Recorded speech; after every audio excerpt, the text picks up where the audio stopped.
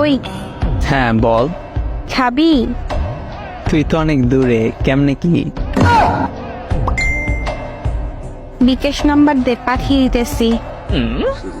কোন খাবারের কথা বলতেছো? নাইস। বিকাশে কেমনে? আরে আজ আম্মু গরুর দুধ জাল দিচ্ছে, আমি তো খাই না, তাই তোরে টাকা পাঠাইতেছে, তুই কিনে খাবি। ও, তুই গরুর দুধের কথা বলছো? কেন? আমি আরো ভাবছি কিছু না। লজ্জা বেটা।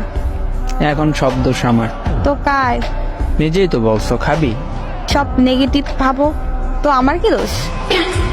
এইভাবে বললে কেউ বুঝবে না গরুর দুধ খাওয়ার জন্য বলছো। সবাই ওইটাই বুঝবে যেটা তুই বুঝছো। ফাজিল। তুই আমার বানাইছো ফাজিল? নিজে হইছ। জি না, এমন খাবি খাবি বললে এমন বানাইছো।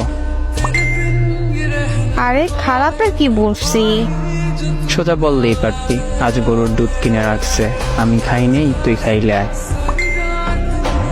এইটা না বললা আমার পচা জিনিস ভাবাইছো।